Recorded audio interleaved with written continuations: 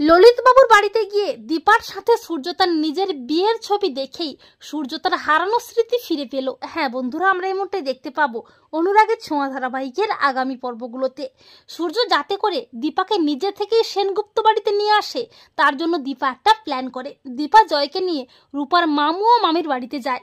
সপ্তর্ষি স্যারও যায়, কিন্তু রূপার মামু ও মামি কায়দা করে সেখান থেকে বের করে দেয়। এরপর চালাকি করে জয় সূর্যকে ফোন করে বলে যে দাদাই দীপানিতাদিকে বাড়ি ভাড়াদাররা থাকতে দিচ্ছে না, আর রূপার মামু ও মামিও নাটক করতে থাকে। এরপর সূর্য তড়িঘড়ি করে ছুটে আসে, কিন্তু পাড়ার লোকেরা সূর্যকে চিনতে পেরে যায়। তারা সূর্যকে জামাই জামাই করতে থাকে, কিন্তু সূর্য বলে না, আমি আপনাদের জামাই নয়।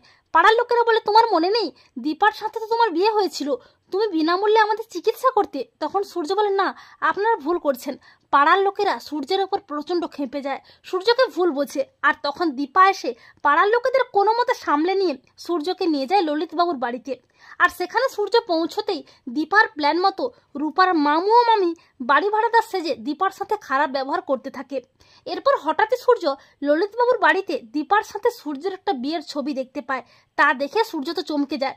সূর্য বলে দীপান্বিতা, এই ছবিটাতে তুমি আমি বিয়ের সাজে কেন? তোমার সাথে আমার বিয়ে কবে হলো?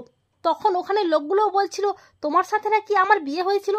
কি হচ্ছে এসব আমি বুঝতে পারছি না, ওরা কেন বলছে আমি তো কিছু বুঝতে পারছি না। দীপান্বিতা, তুমি চুপ করে থেকো না, কিছু তো বলো। প্রথমে দীপা কিছু বলতে না চাইলেও সূর্যের চাপে পড়ে দীপা সত্যিটা জানিয়ে দেয় সূর্যকে। দীপা চিৎকার করে বলে হ্যাঁ ডাক্তারবাবু, ওরা ঠিক বলেছে, আর এই ছবিটাও সত্যি। আপনার সাথে আমার বিয়ে হয়েছিল, এমনকি আমাদের দুটো মেয়েও আছে, সোনারূপা। আপনি একবার মনে করে দেখুন না, আপনার মনে পড়ছে কিনা আমাদের বিয়ের মুহূর্তগুলো। দীপার কথা শুনে হতবাক হয়ে যায় সূর্য।